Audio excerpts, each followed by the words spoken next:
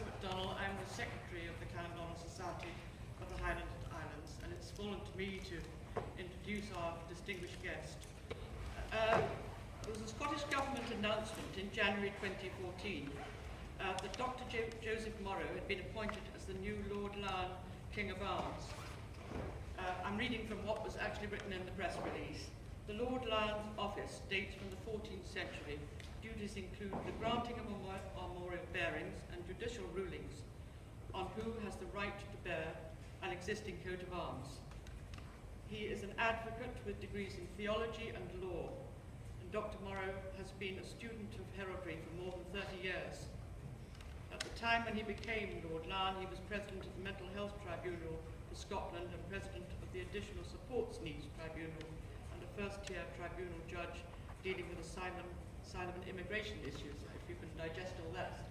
But I could go on. There are many more significant posts that he has held, and so he's not only a lawyer, but he's a priest in the Episcopalian Church and has had a varied career, and we are extremely honoured to have him here today to speak to us, and I know that his talk is eagerly anticipated. Lord Lyon.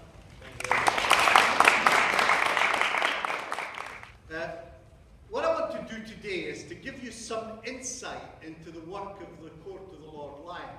There's a bit of mystery around it, and there's also a lot of misconception around the Court of the Lord Lyon. And one of the things I've tried to do since appointed was to get out and about to make it more accessible to the people of Scotland, because it's very much an office that relates to the people of Scotland. The first record of a Lord Lyon existing that's in paper is in the minutes of Arbroath Abbey in 1318. But Lord Elgin, who I have no doubt that he's correct on this, has said that in his family records they have a record of the Lord Lyon existing in 1313. So that was even before Bannockburn. But the Lord Lyon has extensive and interesting powers within Scotland, all covered by the law. And the principal area relates to that of heraldry, and what that stands for, and what that actually means to people, to groups like the clans, to families, but also to Scotland itself. And people think that heraldry is a mystery, unless you've been a student of it. I tell this student this story against my mother, God rest her, that the reason I got interested in heraldry was because she took me to church twice on a Sunday. And when I had to listen to the sermon at the 11 o'clock as an 8-year-old boy, my mind would go to the ceiling and the windows in the church where all the heraldry was there. And so it was the tediousness of having to go to church twice on a Sunday that moved me to actually start looking into what heraldry. So I started at 8 years old. And I was amazed just as a boy how much it would inspire and make me alive in terms of the history of Scotland. These are my arms in the office of Lord Lyon. And I want you to work with me here. I know that Inverness people are not shy, so I want you to work with me to actually see what you know about heraldry. If I was to ask you, what does that coat of arms tell you about my office? Just shout out the first thing that would come into your head. Scotland, that's correct. The saltire is always used in heraldry to represent something that's national, and it's a national office.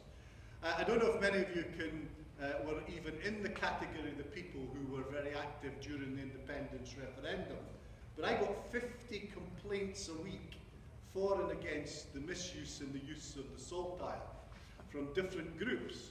The saltire being in volume 1 of the registers in Scotland, and it's registered for and on behalf of the people of Scotland. So these piled up over the referendum to reach thousands of complaints.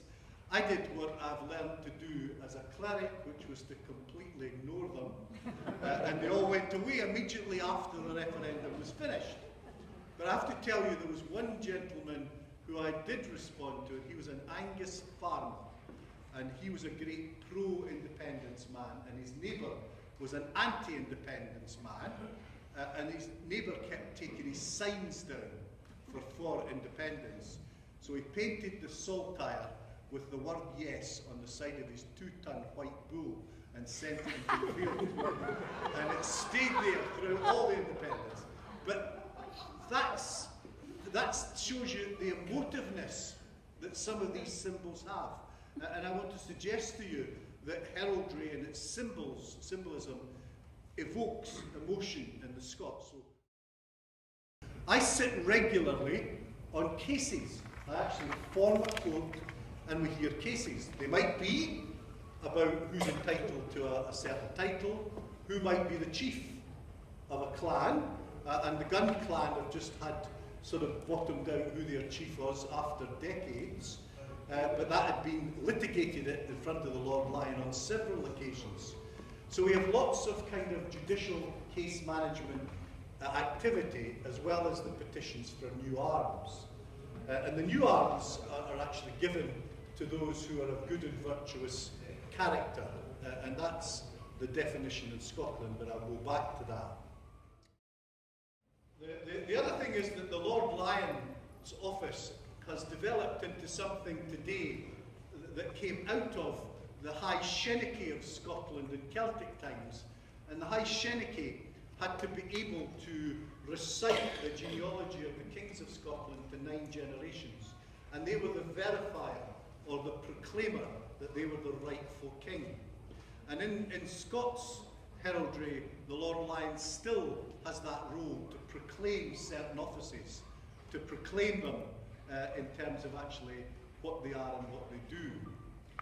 One of the interesting things about Scottish heraldry, and I'll just show you this on a slide, is that Scottish heraldry is the last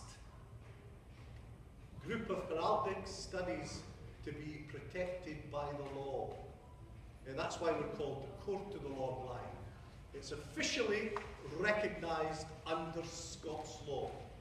And it has certain activities and certain powers with it that can actually be enforced. So when someone has a set of arms recorded, it has protection of the law, such as you would have with regard to intellectual property in terms of trademarking law. And that goes back a long way into the history, into the 16th century, to the time that the first books were recorded. The law of Scotland on heraldry has been well established. And I would have shown you a slide, if we get to it, of me in full judicial robes, just to actually enforce that. But examples of the enforcement, the way we can actually deal with it under the law, is that I have a procurator fiscal. And the procurator fiscal can bring cases to prosecute in my court. Now, we try not to get them to do that because we would rather encourage people to get them, to actually encourage people to regulate their arms. But I'll give you some examples. One of my predecessors confiscated a British Airways jet because it had the Royal Arms on the tail. Another one sent a messenger at arms with chisel and hammer to remove stone arms from above somebody's door. And one recent Lord Lyon confiscated 50,000 tins of Tennant's lager because they had the Royal Arms on them. No, I've never found them in the office, so I don't know what happened to them. But they're there. So we have these enforcement rights that actually establish the law. And I think that's the last heraldic system in the world to be recognised by the legal system. And I would never want to give that up. This, to help me in all the stuff I've been talking about, I have officers at arms, and they're dressed in the Scottish arms tabards. Very handsome and very bright, and add a lot to the occasion. And we always attend the opening of the Scottish Parliament, and I think it's about the brightest thing that actually goes on. We carry in the Scottish crown with the Duke of Hamilton, and we actually go there in full regalia. But these, from your left to right, that's Sir Crispin Agnew, Chief of the Agnews. Elizabeth Rhodes, who's a Lion Clark, who you many of know, who's off sick at the moment. The horse fell on her leg, so she's got a very bad fracture. Adam Bruce, who's the second son of Lord Lyon.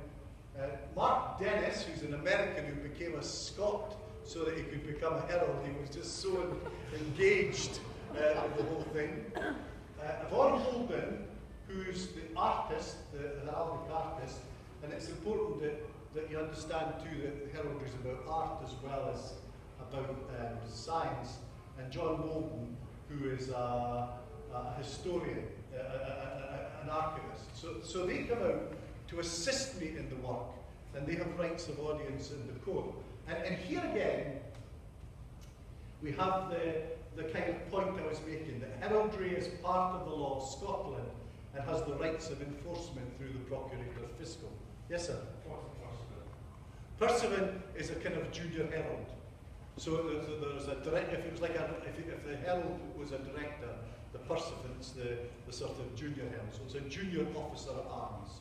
Comes from the French word, and a French word, and it just shows the ranks up.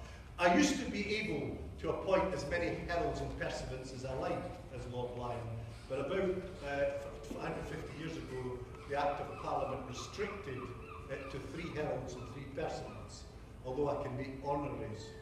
And that was because it was seen as a bit of a sinecure, and they were growing in numbers. So at present, the 1867 Act allows me 3 of each, and you start as junior pursuant and you work your way up to senior herald. So that's what they are. Sorry? Van Lagen's a personal herald, personal pursuant to the earl. Certain earls had personal pursuants. For example, the Earl of Angus, who's the Duke of Hamilton, he could have his own personal pursuant, and Van Lagen has a personal pursuant as well. I wanted this slide to go up to show you that the public registers are the most beautiful books, I think, in Scotland. The arms and all the genealogy around those arms is handwritten onto vellum by calligraphers and heraldic artists. And at the end of each volume, they're bound. And the volumes go back to 1662. And beyond that, some of them with actual texts. The reason they go back there is because most of you will know that all of the records of Scotland were taken away by Cromwell during the Commonwealth period. And they took away Lord Lyon's records as well. But all the arms of every individual was recorded there. And it also, as I say, expresses the historic progress of Scotland, but it can be used all over the place. Heraldry is in palaces, private houses, churchyards, the Royal Mile in Edinburgh, I've explained, companies, tableware, and book plates. If you ever visit Glamis Castle, the china there with the different arms of the dinner service, the different arms of the aspects of the lion and the Bowes-Lyon family are all expressed in those china. So it's well used in lots of places. I granted this to the Scottish Utah Society in 2015, and it's the saltire with the state badge of Utah, which is the honey hive with bees around about it. It was one of my most enjoyable trips overseas.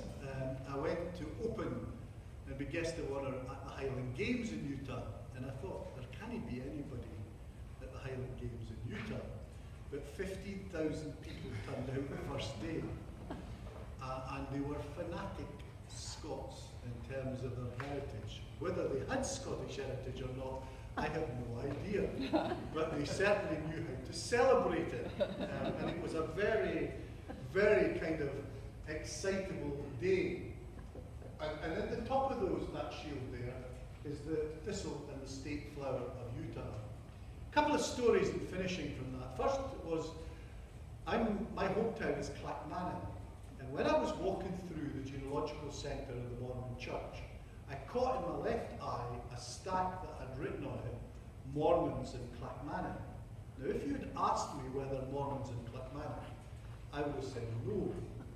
So I did a bit of research on this stack, and subsequently, and there were Mormons in Clackmannan in 1850-ish who were evicted by the local town council, and they went to Utah, to the Promised Land, and the great-great-grandmother of the present head of the Mormon Church was a Clipmannan woman.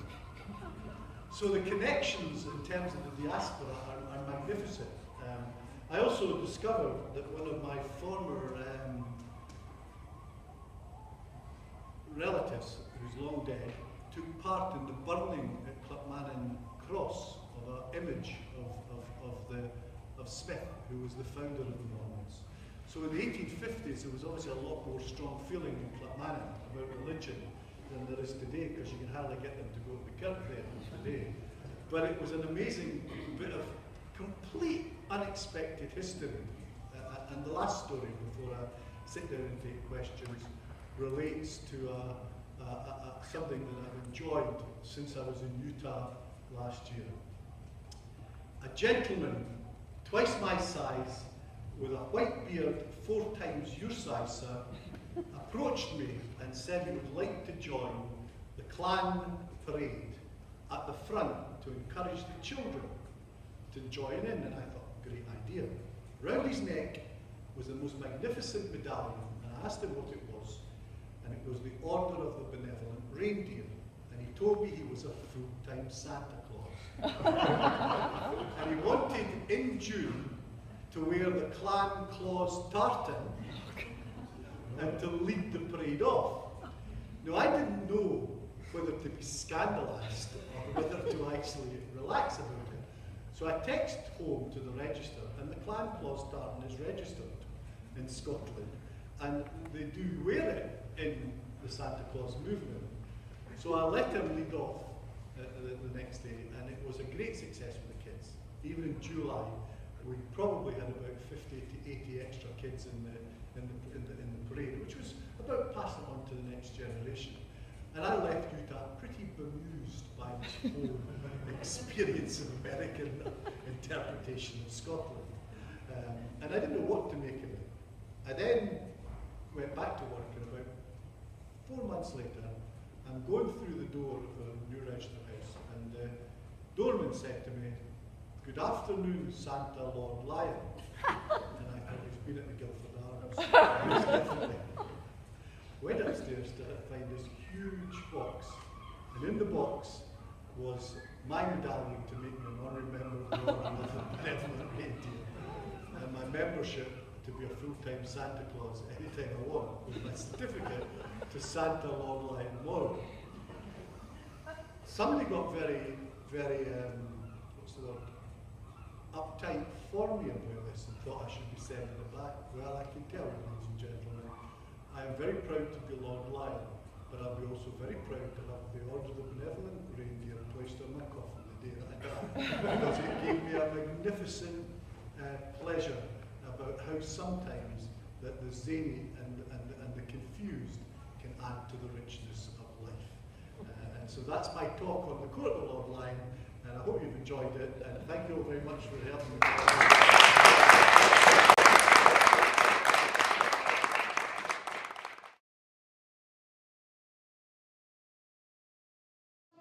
Records that they have a claim to be a clan chief. I mean, they seem to go through an incredibly long process of preparation of a case before it gets to you.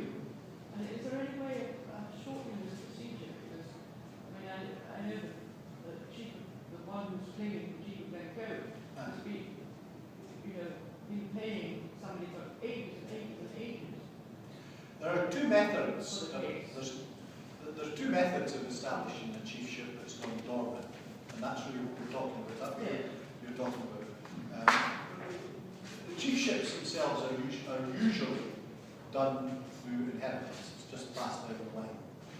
But if a chiefship goes dormant, there are two methods to establish before the line code who the chief should be. The first one is on the basis of, thanks, this man's been really looking after me. The first one is on the basis of genealogical evidence, and that's probably what's happened there. That you're trying to prove you're of the age of the senior bloodline. But when you go back centuries, that's extremely difficult to do, and often removed from one senior line that's been extended to another senior line that's expanded. So you go, and it takes a lot of effort, genealogical effort, to establish it. However, people do it.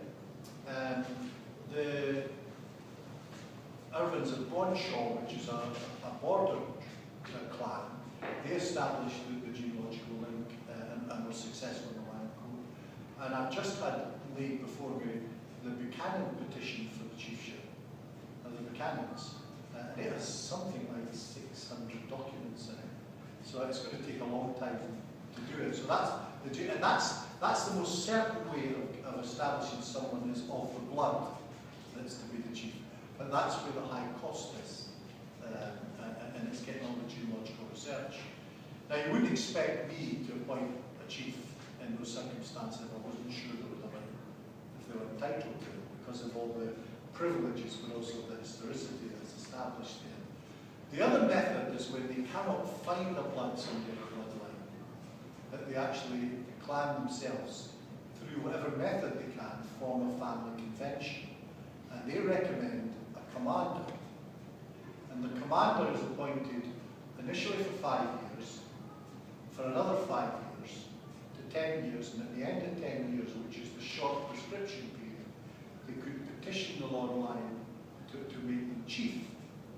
And then they go on to the register as chief of the name and arms of. But it remains on the register for 20 years before it can be completed. That's the long prescription period. So in those circumstances, where it's done through a family convention, it takes 30 years to establish the chief and for that chief to be unchallenged. Now, if that's the case, if they can't find a genealogical chief in 30 years, there's not much chance that there's obviously nobody interested in doing it, and they can't put the material together. That is a much less expensive method to do it. And some of the clans, such as Guns, who we were talking about earlier, I mean, Ian Gunn was commander for decades, and he came and asked me if he could be made commander for another 5 years, and I've never seen his face look so disappointed when I said no. And I said, because I think you should be chief. And it was, there comes a stage where you have to cut the process out. Now, why do I think that? And that's because there's a case in this Court of Session called the Claim of Angow, and Lord Justice Clark English Dickinson said that it was only for a clan to determine who the chief was. But for him, there was no sense, it made no sense for a clan to be without a chief. Because the chief and the clan are intrinsically linked in the understanding of what a clan is. And I've taken the view that it's probably more important to establish a chiefly line, even if it's fallen away, than to leave a clan without a chief. So there's the two methods, genealogical and there. I'll come back to you. The other thing is that the Gilverys, for example, they've just been given a young commander who's, but they followed my advice, because I said, if you're going to have a commander, make sure he's virile and will produce children. So we've got a line, and they brought this fiddler farmer, a 32, but no doubt he'll produce children. Because again, there's no point in appointing a chief, and we've done that. We've appointed commanders in their late 80s with no children, and then just drops away. It's about providing that leadership for the clan. But the expensive part is the genealogical research. And in my view, and this is not to put anybody off, it's got to be beyond reason. It's got to be beyond doubt when you produce genealogical research. You can't, I mean, I'm not appointing someone a chief if I have to fill in the gaps of the evidence. You know, because there's a certain amount I would take the tolerance of, but it's too serious a move to do it with a minute. That answers your question. And the money's not to the Lion Court, by the way. The appointment of a commander costs them nothing but the publication of the printed costs of the commission. And the appointment of a chief costs them nothing, other than the writing of the formal deeds. But the geological research is the one that is costly. And that's where you'll be caught up with. Yes, sir? Following on from that, does it not make sense though that the process is short? I take your point about reasonable doubt and all that, that's fair enough. Beyond doubt. Beyond it. Well, that's, yeah, okay. That's setting a high bar. I don't take that point.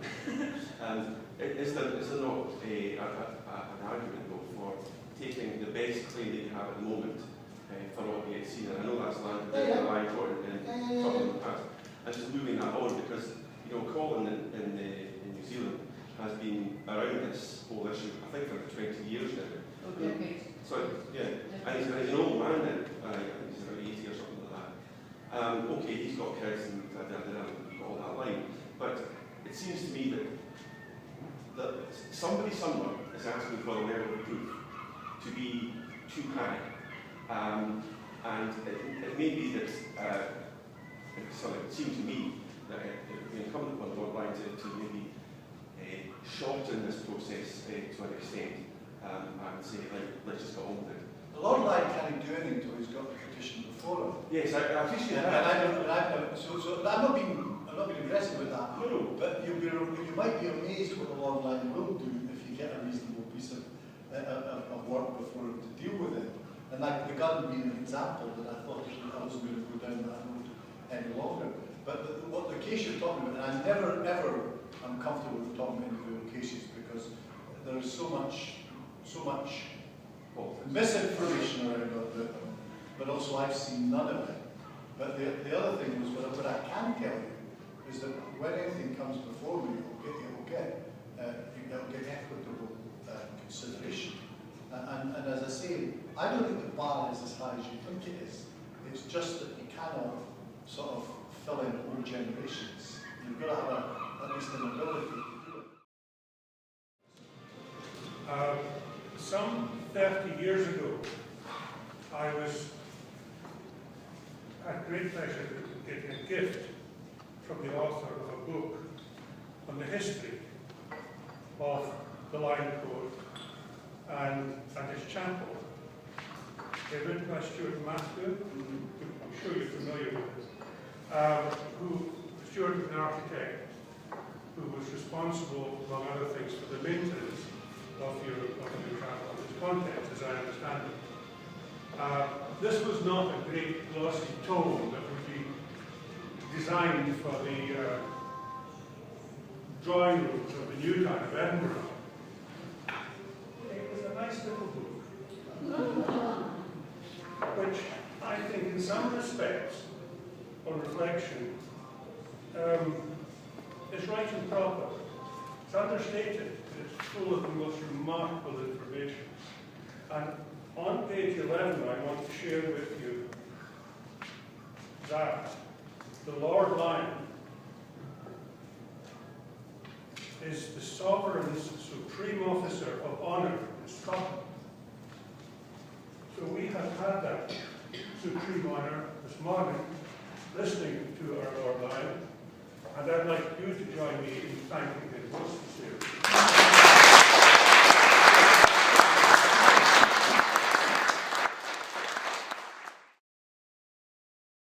I have some extremely sad news to announce, which is that in Ravenhall last night, the President, Dr. Ian MacDonald, died. So we're all devastated about that, of course. He was extremely knowledgeable historian. You could pick any date out of the air at any point. Quite extraordinary ability he had. And he was a very reliable, dependable president, and we're going to miss him greatly. I just thought that if people who were able to would just stand for a brief period just to recognise this